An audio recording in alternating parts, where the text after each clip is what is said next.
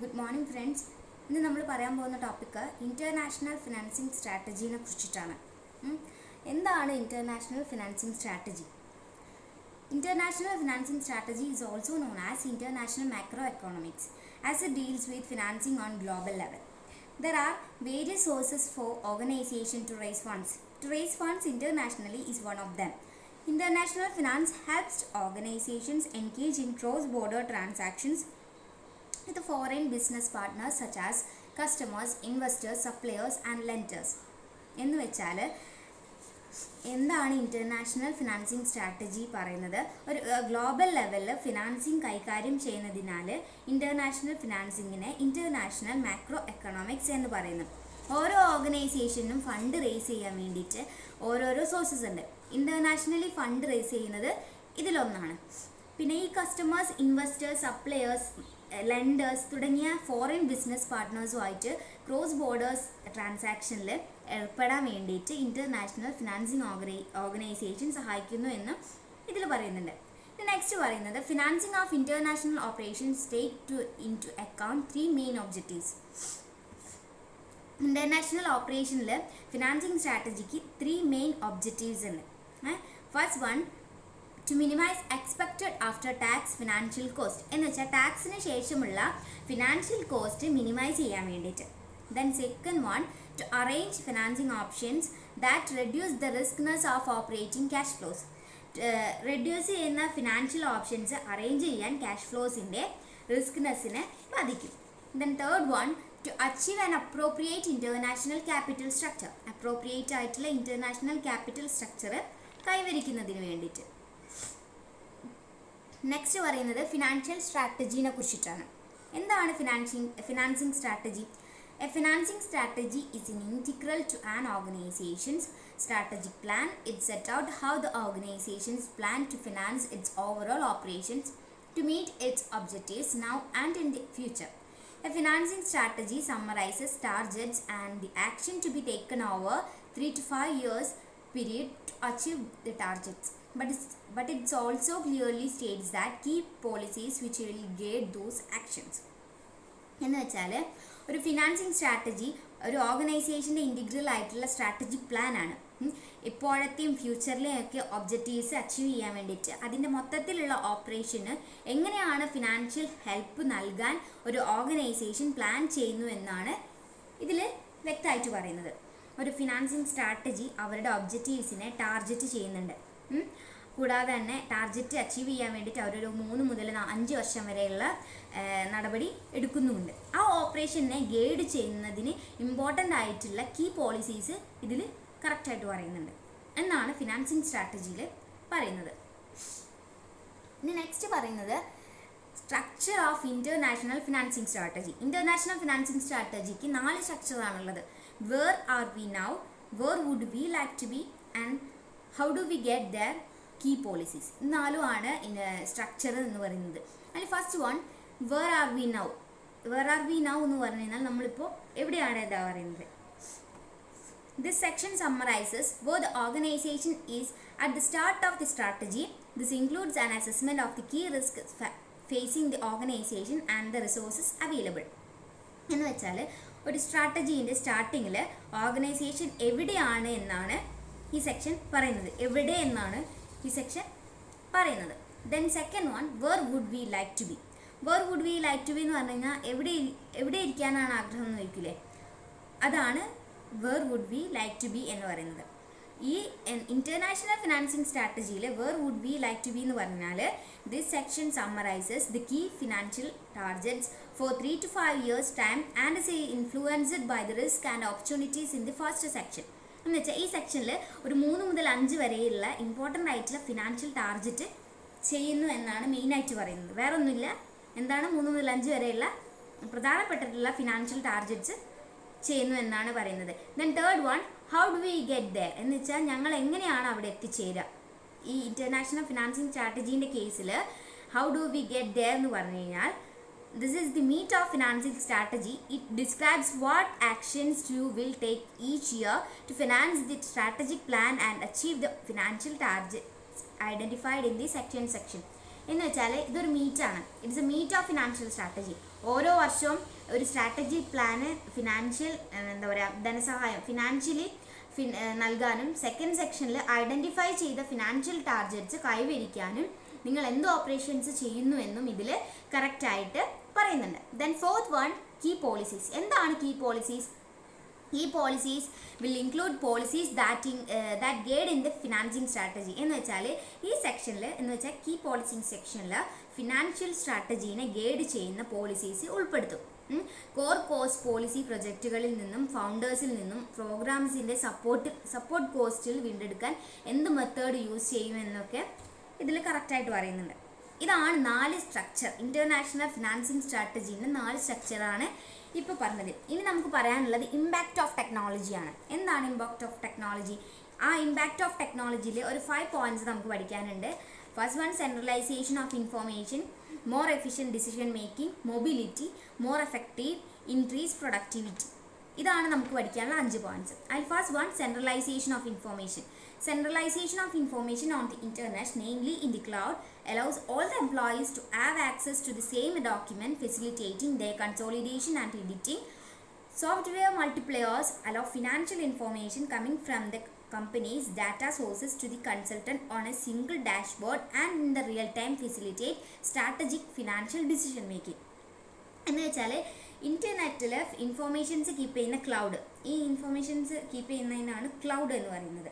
അതിലെല്ലാ എംപ്ലോയീസും ഒരേ ഡോക്യുമെൻറ്റിലേക്ക് ആക്സസ് ചെയ്യുകയും അവരുടെ കൺസോളിഡേഷൻസും എഡിറ്റിങ്ങും എല്ലാം ഫെസിലിറ്റേറ്റ് ചെയ്യുകയും ചെയ്യുന്നുണ്ട് എന്നാണ് ഇതിൽ പറയുന്നത്. പിന്നെ ഒരു കമ്പനീൻ്റെ എല്ലാ ഡാറ്റാസും സോഴ്സസും നിന്ന് വരുന്ന ഒരു ഫിനാൻഷ്യൽ ഇൻഫോർമേഷൻസും ഒരൊറ്റ ഡാഷ്ബോർഡിലാക്കിയിട്ട് ചർച്ച ചെയ്യാനും റിയൽ ടൈമിൽ ആ ഒരു സ്ട്രാറ്റജിക് ആയിട്ടുള്ള ഫിനാൻഷ്യൽ ഡിസിഷൻസ് എടുക്കാനും സോഫ്റ്റ്വെയർ മൾട്ടിപ്ലെയേഴ്സ് ഒക്കെ അനുവദിക്കുന്നു എന്നാണ് ഈ ഒരു പോയിന്റിൽ പറയുന്നത്.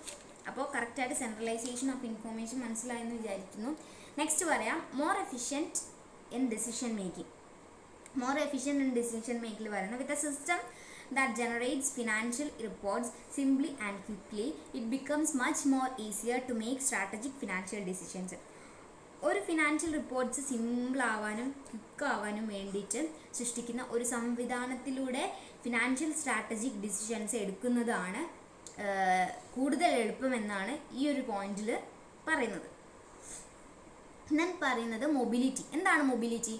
The mobility of an alloy of good financial management multipliers will alert you about all the financial informations by SMS or email, so you can regards of where you are act immediately. എന്ന് വെച്ചാൽ ഇപ്പോൾ നല്ല financial മാനേജ്മെൻറ്റിൽ ഒരു മൾട്ടിപ്ലെയേഴ്സ് നിങ്ങൾക്ക് എല്ലാ financial ഇൻഫോർമേഷൻസും ഒന്നുകിൽ SMS ആയിട്ടോ അല്ലെങ്കിൽ ഇമെയിൽ ആയിട്ടോ അറിയിക്കും എന്നാണ് പറയുന്നത്. എന്താണ് ഒരു ഫിനാൻഷ്യൽ മാനേജ്മെൻറ്റിൽ ഈ മൾട്ടിപ്ലെയേഴ്സിലും നമ്മുടെ ഫിനാൻഷ്യൽ ഇൻഫോർമേഷൻ ഉണ്ടാവില്ലേ, ഫിനാൻഷ്യൽ ഇൻഫോർമേഷൻസ് ഒന്നുകിൽ SMS ആയിട്ടോ അല്ലെങ്കിൽ ഇമെയിൽ ആയിട്ടോ അവർ ഇൻഫോം ചെയ്യും. ദെൻ പറയുന്നത് മോർ എഫക്റ്റീവ് എന്തെന്ന് വെച്ചാൽ more effective financial data communication technology has improved the speed of communication of financial data. എന്ന് വെച്ചാൽ മോർ എഫക്റ്റീവ് ആയിട്ടുള്ള ഫിനാൻഷ്യൽ ഡാറ്റ കമ്മ്യൂണിക്കേഷൻ്റെ സ്പീഡ് ഇംപ്രൂവ് ചെയ്യുന്നു എന്നാണ് ഈ ഒരു പോയിന്റിൽ പറയുന്നത്. Then last one, increased productivity will be reflected in the companies profit. ഒരു കമ്പനീസ് പ്രോഫിറ്റിൽ ഇൻക്രീസ് പ്രൊഡക്ടിവിറ്റി റിഫ്ലക്റ്റ് ചെയ്യും എന്നാണ് ഈ പോയിന്റിൽ പറയുന്നത്. ഇനി നെക്സ്റ്റ് നമുക്ക് പറയാനുള്ളത് ഇൻ്റർനാഷണൽ പ്രൊഡക്ഷൻ സ്ട്രാറ്റജീനെ കുറിച്ചിട്ടാണ്. അതിലൊരു പോയിൻ്റാണ് പ്രൊഡക്റ്റ്. അത് മാത്രമല്ല നമുക്ക് പഠിക്കാൻ ഇൻ്റർനാഷണൽ പ്രൊഡക്ഷൻ സ്ട്രാറ്റജിയിൽ പ്രൊഡക്റ്റിനെ കുറിച്ചിട്ടാണ് ഇനി നമുക്ക് പറയാനുള്ളത്. അപ്പോൾ എന്താണ് product? A product is the item offered for sale. A product can be service or an item. It can be physical or virtual or cyber form. Every product is made at the cost and each is sold at a price. The price that can be charged depends on the market, the quality, the marketing and the segment that is charged. Every product has the useful life after which it needs replacement and a life cycle after which it has to be reinvented. അപ്പോൾ product എന്താണ് എന്ന് പറയുന്നത്, ഒരു product ഒന്നുകിൽ ഒരു സർവീസോ ഒരു ഐറ്റമോ ആവാം എന്നാണ് പറയുന്നത്, അല്ലെങ്കിൽ ഒരു ഫിസിക്കലോ വെർച്വലോ ആവാം, ഒരു സൈബർ ഫോമോ ആവാം. ഓരോ പ്രൊഡക്റ്റും അവരുണ്ടാക്കുന്ന കോസ്റ്റിൽ ഉണ്ടാക്കുകയും ചെയ്യും. ഓരോന്നിനും ഒരു സെയിം കോസ്റ്റ് തന്നെ സോൾവ് ചെയ്യുകയും ചെയ്യുന്നു എന്നാണ് പ്രൊഡക്റ്റിനെ കുറിച്ചിട്ട് പറയുന്നത്. ഇത് ജസ്റ്റ് സിമ്പിളായിട്ട് പറയാനുള്ളൂ. പ്രൊഡക്റ്റ് എന്താണ്? പ്രൊഡക്റ്റ് ഒന്നെങ്കിൽ ഒരു സർവീസോ ഐറ്റോ ആവാം, അല്ലെങ്കിൽ ഫിസിക്കലോ വെർച്വലോ ഓർ സൈബർ ഫോമിലോ ആവാം. ഒരു പ്രൊഡക്റ്റിൻ്റെ കോസ്റ്റ് ഉണ്ടാക്കുമ്പോൾ അതിന് ഓരോന്നിനും സെയിം കോസ്റ്റിൽ തന്നെ സോൾവ് ചെയ്യുകയും ചെയ്യും. നെക്സ്റ്റ് നമുക്ക് പറയാനുള്ളത് ദ പ്രോഡക്റ്റ് പോർട്ട്ഫോളിയോനെ കുറിച്ചിട്ടാണ്. എന്താണ് പ്രോഡക്റ്റ് പോർട്ട്ഫോളിയോ? അതിൽ നമുക്ക് ഒരു 2 പോയിന്റ്സ് പഠിക്കാനുണ്ട്. ഒരു കൺസ്യൂമർ പ്രോഡക്റ്റ്സും ബിസിനസ് പ്രോഡക്റ്റ്സും എന്ന് പറഞ്ഞിട്ട്. അതിൽ എന്താണ് consumer products? Consumer products used for personal use and entertainment, convenient product, shopping product, specially products, unsold products, most new innovative products customers do not think about normally. ഈ consumer products എന്ന് പറഞ്ഞാൽ നമ്മൾ personal യൂസിനും entertainment യൂസിനും use ചെയ്യുന്ന പ്രൊഡക്ട്സിനെയാണ് നമ്മൾ എന്ത് പറയുന്നത്? Consumer products. ഇപ്പോൾ example പറയാൻ convenient product, shopping products, specialist products, unsold products, അങ്ങനെയുള്ള മിക്ക പുതിയ ഇന്നോവേറ്റീവ് പ്രോഡക്ട്സിനെയും കസ്റ്റമേഴ്സും ഇതിനെക്കുറിച്ചിട്ടുള്ള സാധാരണമായി ചിന്തിക്കുന്നില്ല എന്നാണ് പറയുന്നത്. അതാണ് കൺസ്യൂമർ പ്രോഡക്റ്റ് എന്ന് പറയുന്നത്. പിന്നെന്താണ് business products? Business products purchased for resale to make other products or for use in the firm's operations. Okay, business products എന്നാൽ റീസെയിലിനോ അല്ലെങ്കിൽ മറ്റു വേറെ എന്തെങ്കിലും പ്രോഡക്റ്റിനോ ഉണ്ടാക്കുന്നതിനോ അല്ലെങ്കിൽ ഓർഗനൈസേഷൻ ഓപ്പറേഷൻസിൽ യൂസ് ചെയ്യുന്നതിനോ വേണ്ടി വാങ്ങിയതാണ് ഈ ബിസിനസ് പ്രോഡക്ട്സ് എന്ന് പറയുന്നത്.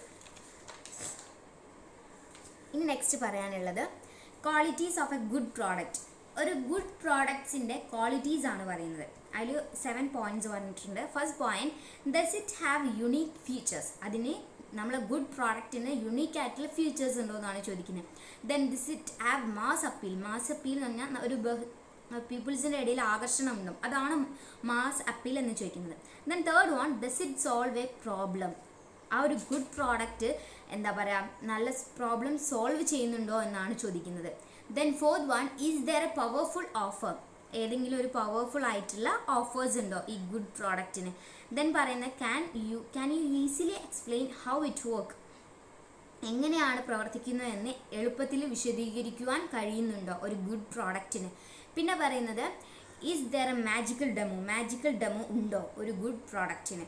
പിന്നെ 7th one, is it credible are there testimonials. ഇത് നമുക്ക് ക്രെഡിബിൾ, ഇത് വിശ്വസിക്കാൻ പറ്റുമോ, ഒരു ഗുഡ് പ്രോഡക്റ്റ് വിശ്വസിക്കാൻ പറ്റുമോ, അങ്ങനെ അതിന് ഒരു ടെസ്റ്റിമോണിയൽസ് ഉണ്ടോ. ടെസ്റ്റിമോണിയൽസ് പറഞ്ഞാൽ ഒരു സർട്ടിഫിക്കറ്റോ അല്ലെങ്കിൽ സാക്ഷ്യപത്രമോ അങ്ങനെയൊക്കെ പറയുന്നതിനാണ് ടെസ്റ്റിമോണിയൽസ് പറയുന്നത്.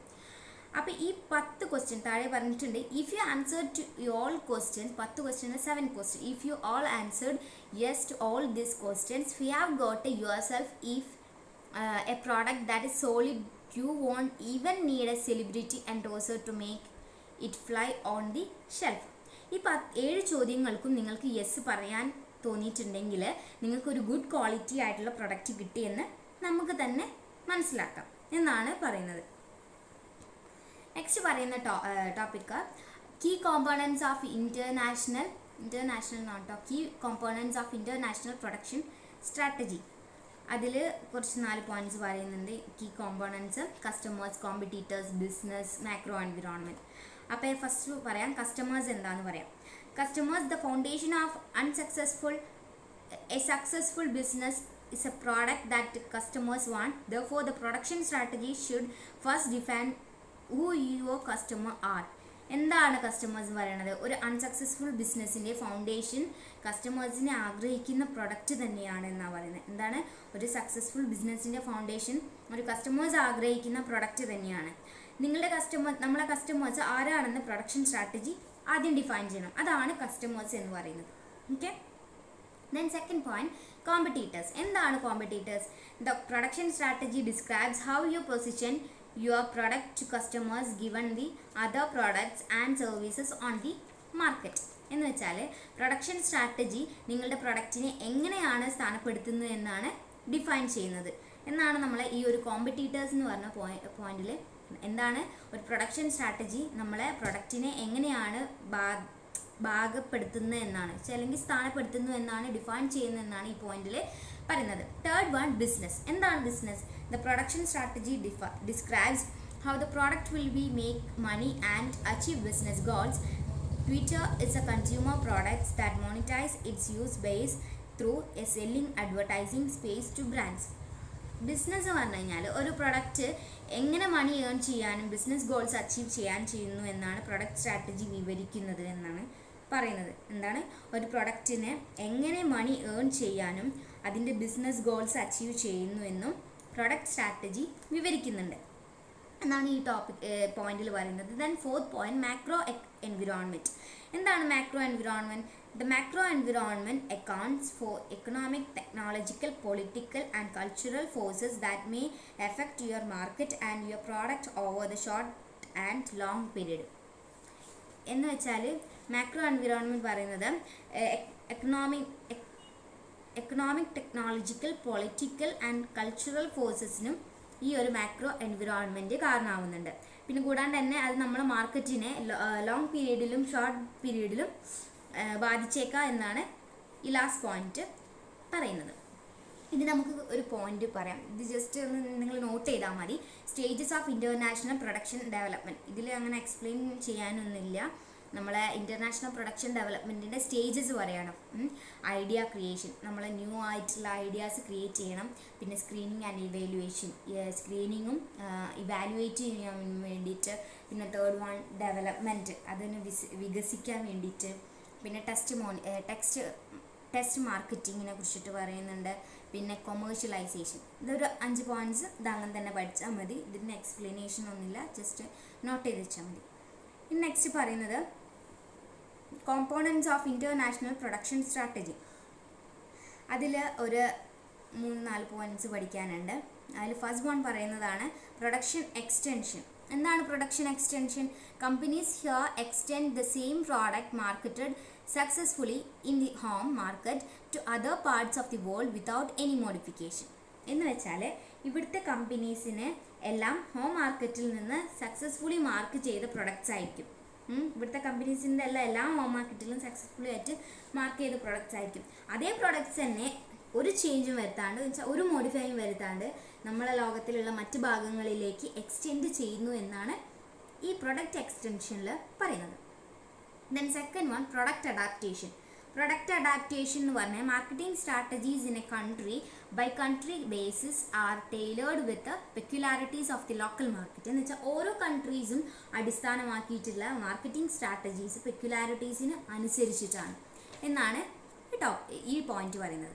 Then third one, product development. എന്താണ് product development? Many firms have develop new products with a global market in the mind. പല കമ്പനീസും ഇപ്പോൾ ബ്രാൻഡിങ് സ്ട്രാറ്റജീസിന് ഗ്ലോബൽ മാർക്കറ്റുമായിട്ട് പുതിയ പ്രോഡക്ട്സ് ഡെവലപ്പ് ചെയ്യുന്നു എന്നാണ് ഈ ഒരു ടോപ്പിക്കിൽ പറയുന്നത്. എന്താണ് പല കമ്പനീസും ഇപ്പോൾ ബ്രാൻഡിങ് സ്ട്രാറ്റജീസുമായിട്ട് ഗ്ലോബൽ മാർക്കറ്റുമായിട്ട് പുതിയ പ്രോഡക്ട്സ് ഡെവലപ്പ് ചെയ്യുന്നു എന്നാണ് ഈ പോയിന്റിൽ പറയുന്നത്. ഇനി നമുക്ക് നെക്സ്റ്റ് പറയാനുള്ളത് International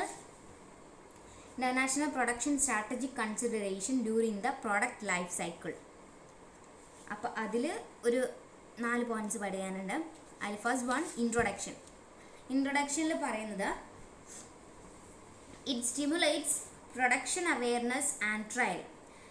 പ്രൊഡക്ഷൻ അവെയർനെസ്സും ട്രയൽസും സ്റ്റിമുലേറ്റ് ചെയ്യുന്നു എന്നാണ് ഇൻട്രൊഡക്ഷൻ പാർട്ടിൽ പറയുന്നത്. ദെൻ സെക്കൻഡ് വൺ ഗ്രോത്ത് എന്ന് പറഞ്ഞാൽ എന്താ? വളർച്ച. അപ്പോൾ ഗ്രോത്ത് എന്താണ് പറയുന്നത്? Increase the market share by acquiring new customers, discover new needs and market segments. എന്ന് വെച്ചാൽ ന്യൂ കസ്റ്റമേഴ്സിനെ അക്വയർ ചെയ്തിട്ട് മാർക്കറ്റ് ഷെയർ ഇൻക്രീസ് ചെയ്യുന്നു. ന്യൂ കസ്റ്റമേഴ്സിനെ അക്വയർ ചെയ്തിട്ട് നമ്മൾ മാർക്കറ്റ് ഷെയർ ഇൻക്രീസ് ചെയ്യുന്നു. Then maturity. എന്താണ് maturity? The maximize profit by defending market share and market segment. Market ഷെയറും മാർക്കറ്റ് സെഗ്മെൻറ്റും മാക്സിമൈസ് ചെയ്തിട്ട് അതിലൂടെ അവർ പ്രോഫിറ്റ് കൂട്ടുന്നു എന്നാണ് ഈ ഒരു മെച്യൂരിറ്റിയിൽ പറയുന്നത്. ദെൻ ഡിക്ലൈനിൽ reduces the expenses and market effort. നമ്മളെ എക്സ്പെൻസസും മാർക്കറ്റ് എഫേർട്ട്സും റെഡ്യൂസ് ചെയ്യുന്നു എന്നാണ് ഡിക്ലൈനിൽ പറയുന്നത്. ഇനി നെക്സ്റ്റ് പറയുന്നത് major location strategies for global production. Major location strategies for global production. അതിൽ ഫസ്റ്റ് വൺ പറയുന്നതാണ് centralized global production. Centralized global production എന്താണ്? The entire production occurs within the only one nation or region and is exported thereafter on the global market. എന്ന് വെച്ചാൽ മുഴുവൻ പ്രൊഡക്റ്റിനും ഒരു national region മാത്രമാണ് ഒക്കെയർ ചെയ്യുന്നത്. അപ്പോൾ അതിനുശേഷം നമ്മൾ ഗ്ലോബൽ മാർക്കറ്റിൽ എക്സ്പോർട്ട് ചെയ്യും ആ ഒരു പ്രൊഡക്റ്റ്. എന്താണ്? നമ്മളെ എൻറ്റയർ ആയിട്ടുള്ള പ്രൊഡക്ഷന് ഒരു നാഷണൽ റീജിയനിൽ മാത്രമാണ് ഒക്കെയർ ചെയ്യുന്നത്. അതിനുശേഷം ഗ്ലോബൽ മാർക്കറ്റിൽ അതിനെ എക്സ്പോർട്ട് ചെയ്യുന്നു. Okay. Then second one, regional production. എന്താണ് regional production? The system depends more on regional access than on economies of scale. എന്ന് വെച്ചാൽ നമ്മളെ ഈ ഒരു സിസ്റ്റത്തിൽ എക്കണോമി ഓഫ് സ്കെയിലിനേക്കാൾ കൂടുതൽ അവർ ഡിപ്പെൻഡ് ചെയ്യുന്നത് എന്തിനാണ്? റീജിയൻസിനാണ്. ഓരോ പ്രദേശത്തെയാണ് അവർ ഡിപ്പെൻഡ് ചെയ്യുന്നത്. Then third one, regional specialization. Regional specialization എന്താ പറയുന്നത്? Each region specializes in the production of a specific product. ഓരോ റീജിയൻസും സ്പെസിഫിക് ആയിട്ടുള്ള പ്രൊഡക്റ്റിനെ സ്പെഷ്യലൈസ് ചെയ്യുന്നു എന്നാണ് പറയുന്നത്. അപ്പോൾ ഇതാണ് നമ്മളെ ടോപ്പിക്ക്. ഇതിൽ എന്തെങ്കിലും ഡൗട്ട് ഉണ്ടെങ്കിൽ എന്നോട് ചോദിക്കുക. ഫസ്റ്റ് നമ്മൾ പറഞ്ഞത് ഇൻ്റർനാഷണൽ ഫിനാൻസിങ് സ്ട്രാറ്റജീനെ കുറിച്ചിട്ടാണ്. അത് പറഞ്ഞു, അതിൻ്റെ 3 ഒബ്ജക്റ്റീവ്സ് പറഞ്ഞു. പിന്നെ ഫിനാൻസിങ് സ്ട്രാറ്റജീനെ കുറിച്ചിട്ട് പറഞ്ഞു, ഒരു ഇൻ്റർനാഷണൽ ഫിനാൻസിങ് സ്ട്രാറ്റജീൻ്റെ സ്ട്രക്ചർ പറഞ്ഞു, പിന്നെ ഇമ്പാക്റ്റ് ഓഫ് ടെക്നോളജി പറഞ്ഞു. ഇമ്പാക്റ്റ് ഓഫ് ടെക്നോളജിയിൽ 5 പോയിൻറ്റ്സ് ഉണ്ട്.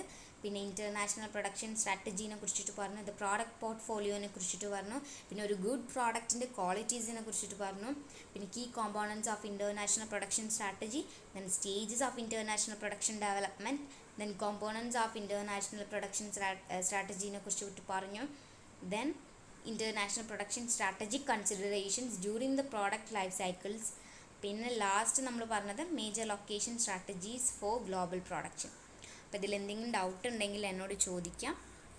And thank U.